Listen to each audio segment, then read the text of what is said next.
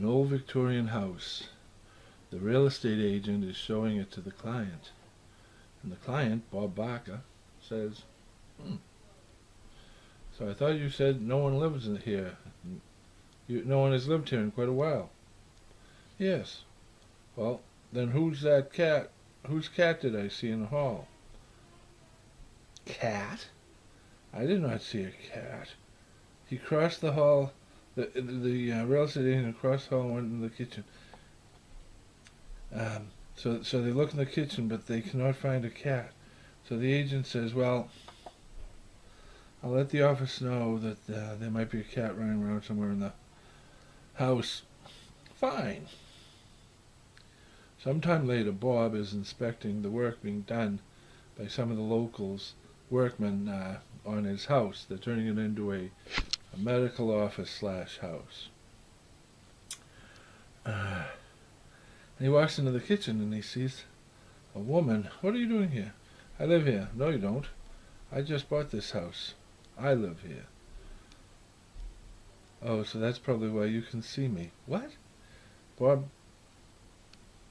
thinks she might be crazy, so he turns and walks out into the kitchen and says, what are you men doing here with a woman in my house when you're supposed to be working?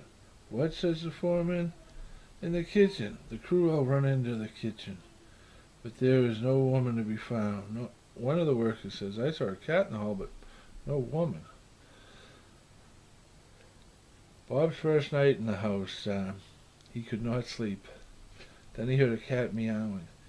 So he walks downstairs and into the kitchen. It's her in a bathrobe. Who are you? I am the Lady Victoria Desmond. Oh, I'm sorry to hear about your death 100 years ago. Thank you. I'm just getting over it myself.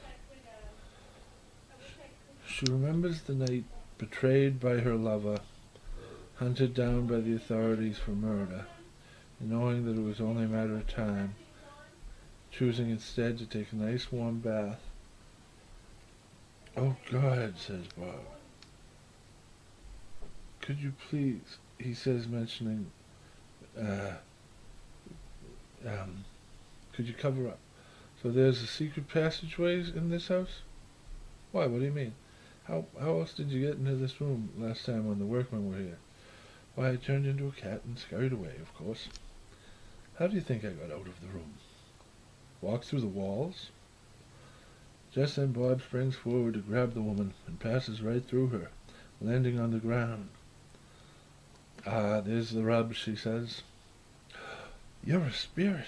You're a ghost, he says. Spirits are ghosts who are free to travel to the next destination. What?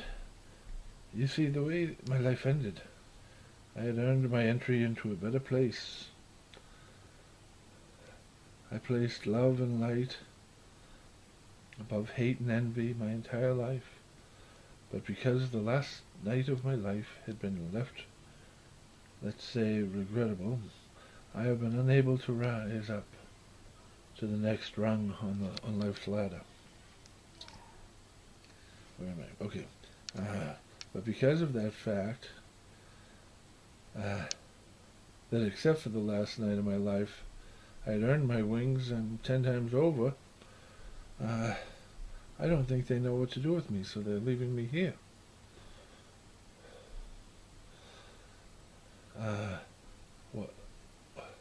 What, murder doesn't qualify? No, it doesn't outweigh a lifetime of loving my life and shining my light upon the world. I was the liberator of minds, the conqueror of fears. I liberated thousands of minds from the darkness of blind faith. I empowered a generation of women to step beyond their fears and to reclaim their own power and transcend their limitations. So yes, murder does require that amends are made, but no, one slip-up does not outweigh a lifetime of struggle and striving to do what is right. Don't care. Don't want you in my house.